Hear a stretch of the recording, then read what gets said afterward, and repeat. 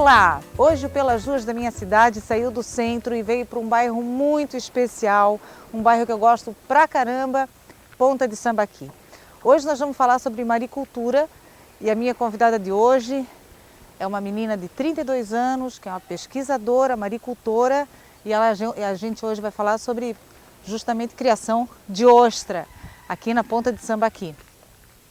Com os galos todos cantando, mas é assim mesmo. Vamos lá encontrar com a Tatiana. Oi!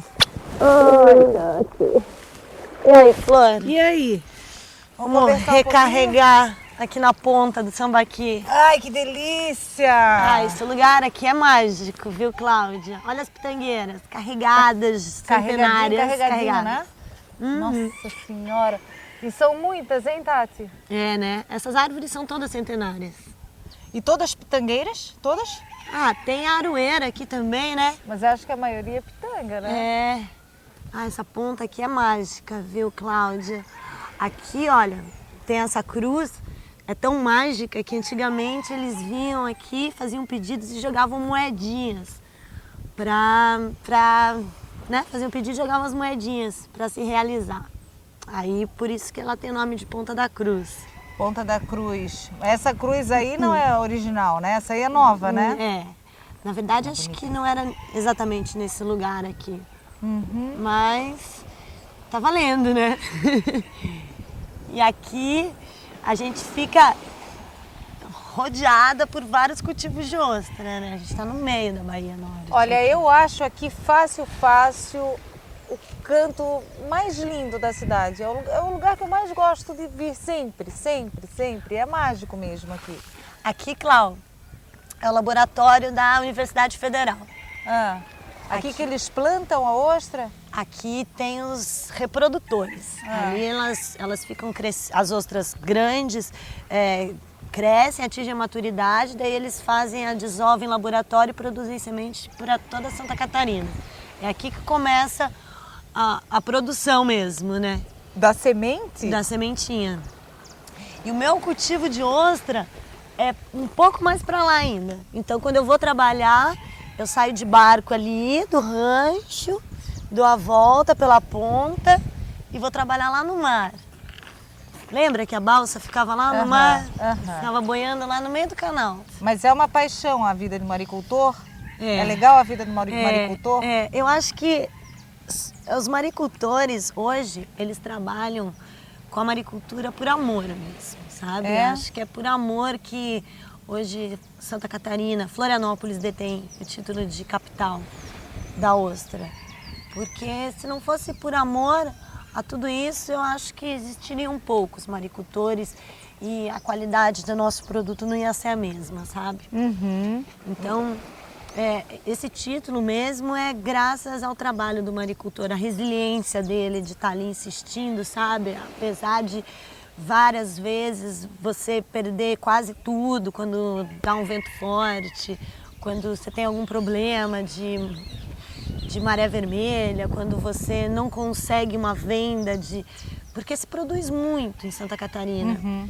Mas a venda fica aqui dentro do estado, né? Então isso é dificultoso para o maricultor. Porque eu cultivo ostra desde 2001. De 2001 até agora, a ostra ela continua com o mesmo preço. O maricultor hoje entrega a ostra por 1/3 do que se vende no mercado. Uhum. Sabe? Para os atravessadores, para dono de restaurantes. Então, é por amor mesmo que se trabalha, que se continua insistindo e que se não tiver um estímulo para isso melhorar, vai ser complicado no futuro, sabe? Porque a gente tem muito potencial de produção, a gente tem água boa, a gente podia usar muita gente que está ociosa para estar trabalhando. Uhum. E às vezes as pessoas não conseguem manter, né? Porque se o maricultor ele ganha bem, toda uma cadência de coisas boas acontece, né? Você consegue contratar pessoas para estar trabalhando junto, porque as pessoas que vêm trabalhar porque gostam do mar. Então, com certeza, elas vão ser parceiras, vão estar junto, vão estar trabalhando. A gente tem toda a vontade de pagar bem, né? Porque o mar, ele aproxima muito as pessoas, né? Porque você depende muito das pessoas. Na hora que você está ali, você vê que é uma irmandade mesmo. Se você tem que estar se ajudando, um ajudando o outro, então aquilo ali desenvolve laços de carinho, de respeito pelas pessoas, que aquilo ali é muito legal estar trabalhando, sabe? É difícil, é um tipo de trabalho que é difícil as pessoas quererem, tipo, passar a perna, crescer mais que o outro, porque tá todo mundo se ajudando de verdade. E mantém, né, as culturas das pessoas que estão trabalhando ali. Enquanto elas estão ali, você vê que a maioria das pessoas que trabalham hoje são pessoas que estão aqui há muito tempo, né? Colonizadores, né, de Santa Catarina. Tati, vamos dar uma passeada aqui pela ponta de Sambaqui? Vamos Dar uma olhada aqui nessa caverna, vamos ver o que está acontecendo ali. Ver se rola uma Bora bicaninha. lá!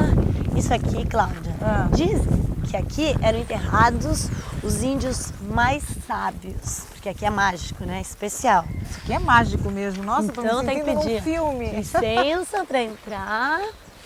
Ah, tem que pedir licença para Agradecer. entrar. Licença. Os índios que eram os homens de Sambaqui?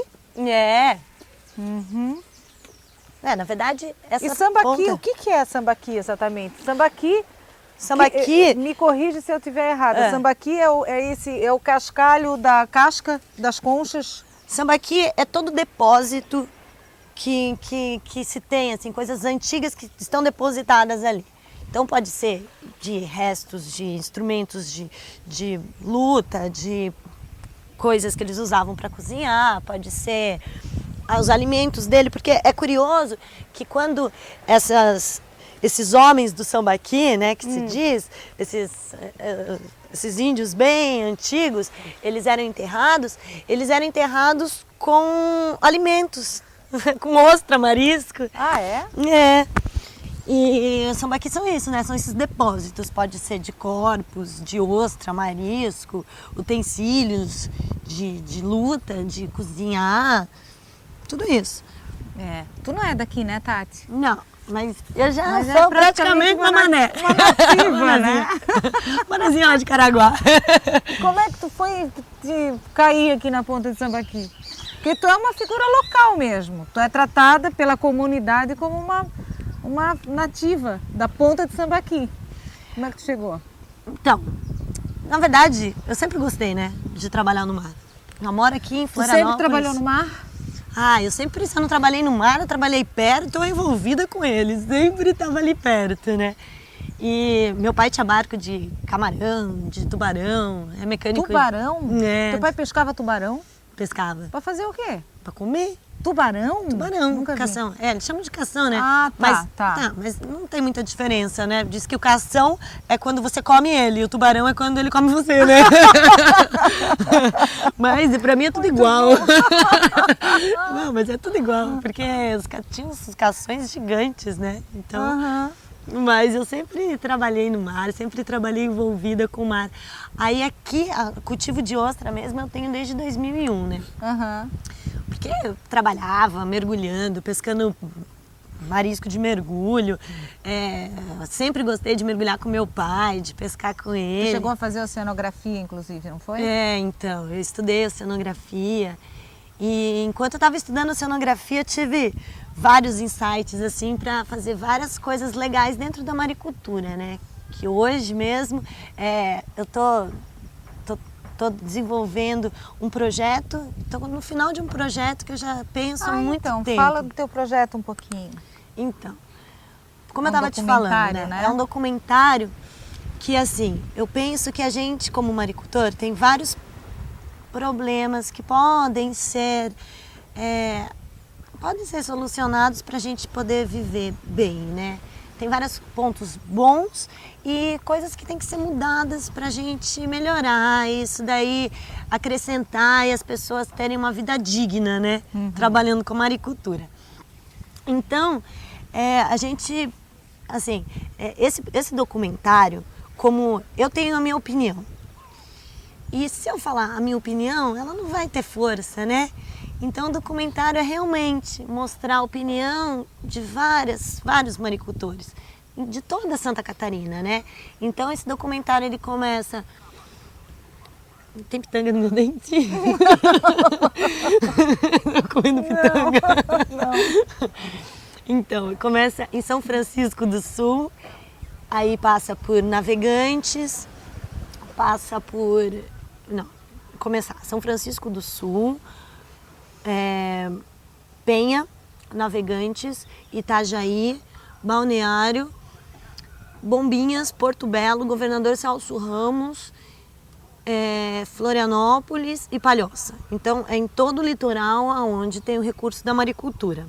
Mas é um DOC Maricultura, não é só sobre a maricultura. Fala assim de todo o desenvolvimento histórico, o que mudou geograficamente, como essas pessoas vivem, os costumes, as tradições, como foi colonizado, como se vive hoje a maricultura, a importância que a maricultura tem nesses lugares, como ela é importante para se manter essa história, né? Essa cultura do lugar ainda. Em cada um desses lugares tu encontrou um maricultor? Vários, né? Porque assim, essas baías onde se desenvolveu a maricultura, então não é por coincidência que ali tem maricultura, né? Porque ali eram áreas que eram abrigadas, né? Então sempre ali se parou navio de arribada, né? Aqueles navios que passavam e por causa de vento sul, no vento nordeste, eles paravam ali para se proteger ou paravam para abastecer, né? Então são baías tranquilas que os navios paravam, então a história é rica, né? Uhum. Tipo, São Francisco do Sul, todos aqueles costumes, as tradições que tem o lugar, toda aquela geografia, o porquê que foi feito tipo um aterro que hoje em dia prejudica, mas na época foi importante para o desenvolvimento econômico, né? A pesca da baleia em Penha, né?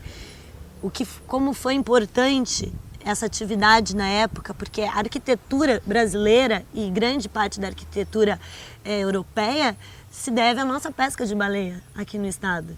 Uhum. E os nossos produtos feitos da baleia eram mandados para a nossa capital e para Lisboa principalmente, né? A nossa arquitetura hoje tem muita...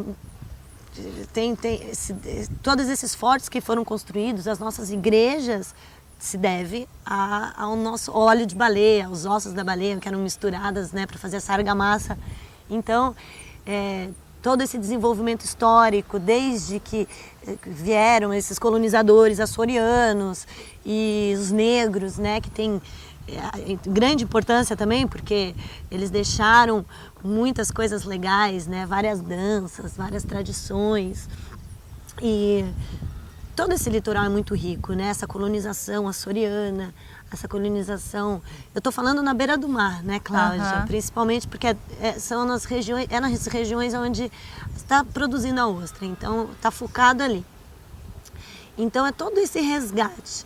E passando por isso a gente mostra hoje o que as pessoas fazem, né? Eu pego depoimentos de maricultores que, como eu, eles vivem e veem coisas que a gente quer compartilhar, né? Uhum. Como eu estava te falando, lembra que eu trabalhava lá no meio do mar? Então às vezes eu ficava 12 horas por dia sozinha, vendo coisas que assim, a maioria das pessoas jamais viveria, sabe? Tipo, enquanto eu limpava a ostra, eu amarrava umas linhadas na minha perna e ficava fisgando minha perna ali, tirava uns peixes gigantes, eu ficava limpando o osso e brigando com o peixe no pé, assim, sabe? Tipo, assim, às vezes, até as pessoas daqui acham que eu tô exagerando, que é a história de pescador, né? Mas na época tinha um ajudante que é manezinho daqui da ilha, nascido e criado aqui no Sambaqui. E ele falava, eu não acredito nisso, porque eram milhares de tainhas, assim, chegando, sabe, com a boca vermelhinha, assim, da cor da pitanga, e elas querendo comer em volta da gente, você só via peixe, né? E aqueles peixes gigantes que eu tirava de dentro da água, tirava robalo, tirava miraguaia. Então, ali, a maricultura faz desenvolver muito a fauna e a flora. Então, assim, eu peguei depoimentos de alguns maricultores que isso é unânime, sabe? Todos eles têm histórias muito legais para contar sobre isso. Tem, assim, tipo, histórias engraçadas que, como eu te falei... Conta uma história engraçada aí pra gente. Que, assim, tipo, foi difícil se colocar maricultura no estado. As pessoas, elas principalmente o pescador, né? Que a maricultura veio para o pescador, mas ele não queria, né? De jeito nenhum. E aí ele colocava, alguém que queria, né? Colocava a maricultura ali. Não, aqui não pode, manda pra lá, manda pra lá, manda pra lá. Aí tem um senhor que, isso é unânime, né? Que teve muita resistência por parte dos pescadores com a maricultura. Então ele diz que ele teve que mudar o cultivo para uns 10 lugares diferentes. Aí o último lugar que ele mudou era pra uma ponta que não pegava nunca, pegou nada ali, sabe? Não dava nem baiacu. Aí colocou a maricultura ali. Falou assim, agora eu não vou incomodar ninguém vai me incomodar, né?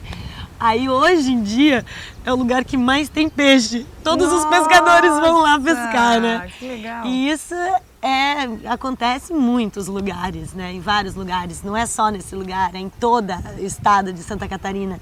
A gente vê que as pessoas querem pescar, sempre tem um monte de barco jogando rede ali do lado do cultivo. Você vê vários peixes que antigamente existiram, depois muita pesca, eles sumiram e hoje em dia eles estão reaparecendo, sabe? Me conta uma coisa, Tati, essa manezada gosta muito de botar lenha em rixa, né? Rixa. Então, eu ouvi dizer que tem uma rixa entre os maricultores das praias do sul e os maricultores da praia do norte, do Ribeirão da Ilha e Pântano e tal, e dos maricultores daqui. É verdade isso? Um pouquinho, né?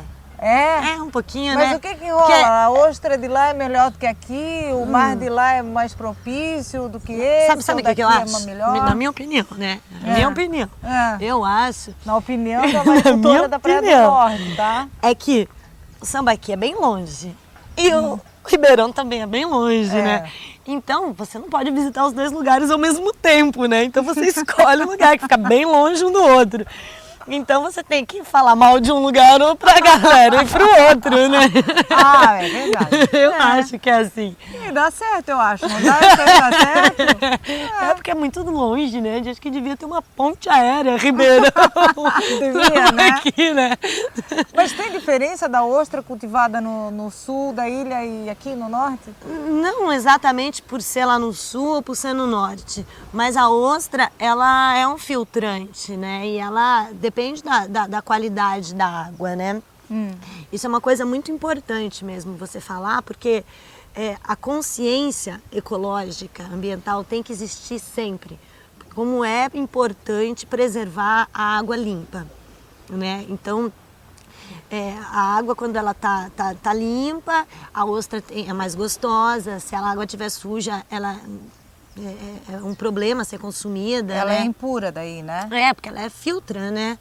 Então, é lógico, quando a ostra fica numa área que tem uma circulação de água grande, ela fica com mais gosto do mar, né?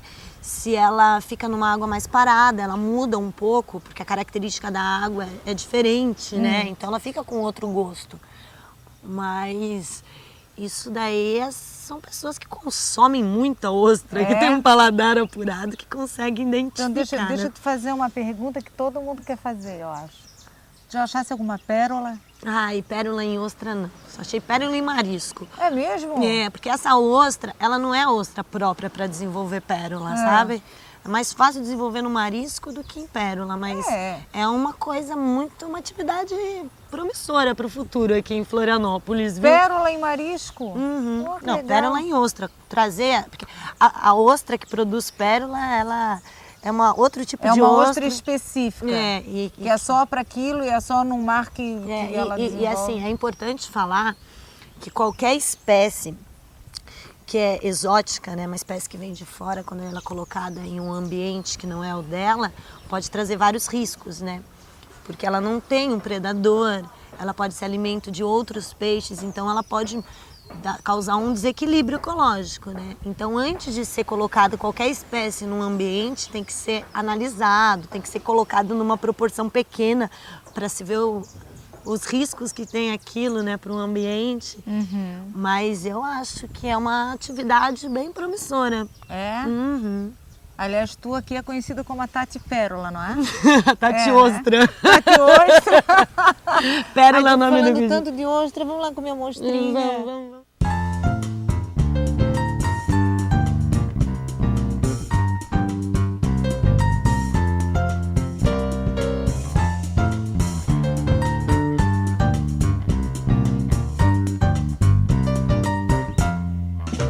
De saia curtinha, barriga de fora, é hora de dançar.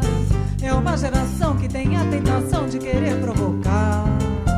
Se ela está só e cair no forró sobre o som da sanfona, surfista adotou até por um pescador, ela se apaixona.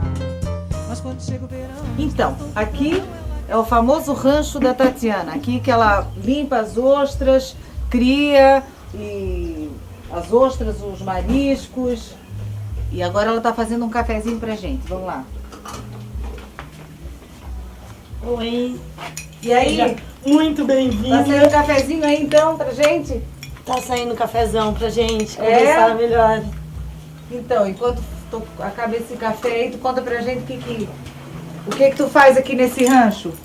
Então, esse rancho aqui é onde a gente processa, né, a ostra. Faz o peneiramento, tira a sementinha da água, faz peneiramento, seleciona, passa para essas, tipo, isso aqui, ó, são os berçários, onde as sementinhas são colocadas. Daí daqui ela vai para esse aqui, que é um pouquinho mais laça a malha dela, tá vendo?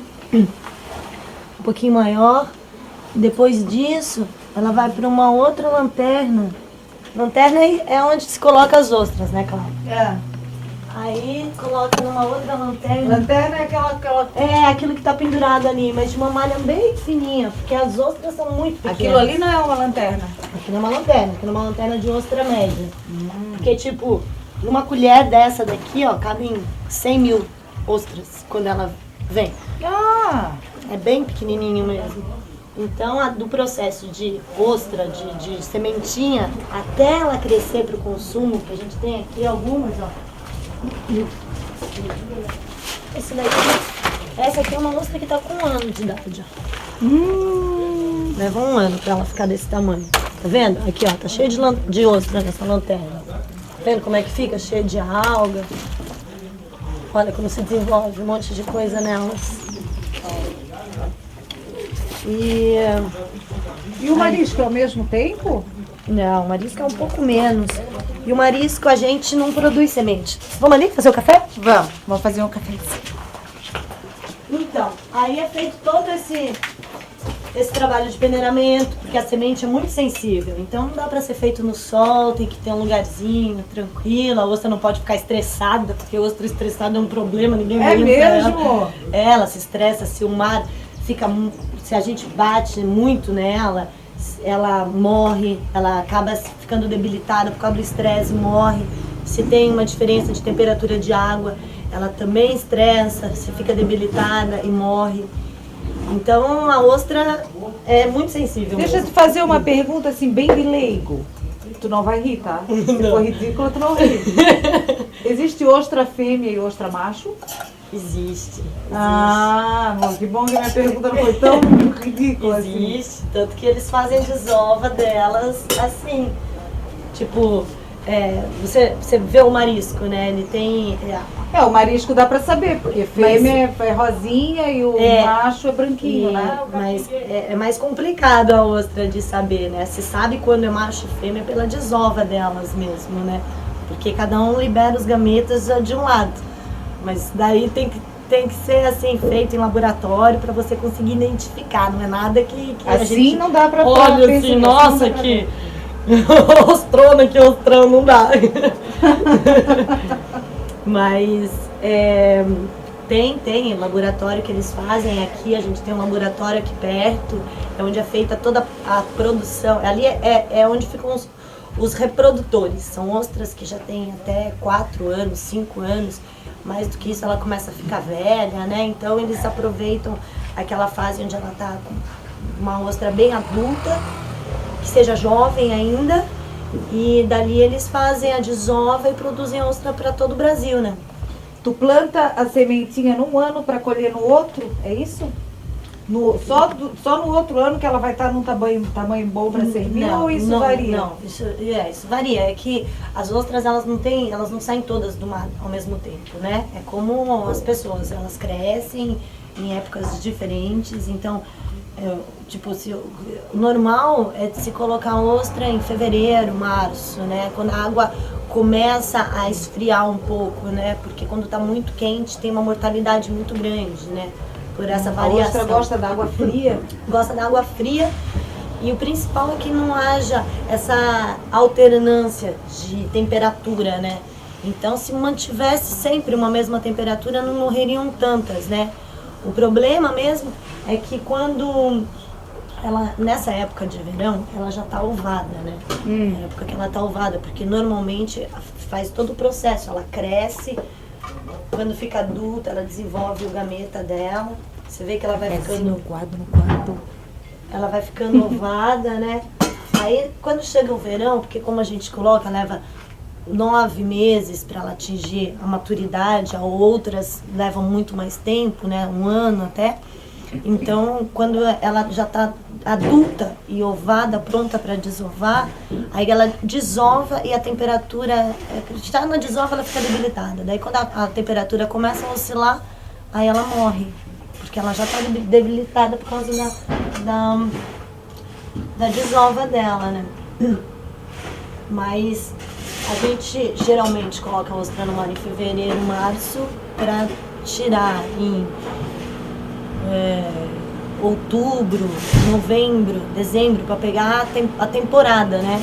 Mas vai sair ostra em todo ano, né? Janeiro, fevereiro, março, abril, porque elas crescem... Qual é a melhor época, então? É a época do inverno para ela crescer? É a época do inverno, porque quando a ostra ela desova, ela fica com sabor adstringente de pepino, como a gente chama. Ah, é? E ela não tem o mesmo sabor, porque o adocicado da gônada dela é o que dá aquele sabor bom mesmo, né? Que ela fica com aquela consistência legal, bonita. Então é isso que valoriza, né, o produto, né? E tem todas as propriedades nutritivas, é nessa época mesmo. Aí quando ela começa a desovar, porque assim, quando ela tá ovada, qualquer mudança de temperatura faz ela desovar. Então eles fazem assim a desova dela, ou com água muito fria ou com água muito quente ela desova. Então ela começa, daí ela perde todo esse sabor dela na desova, né?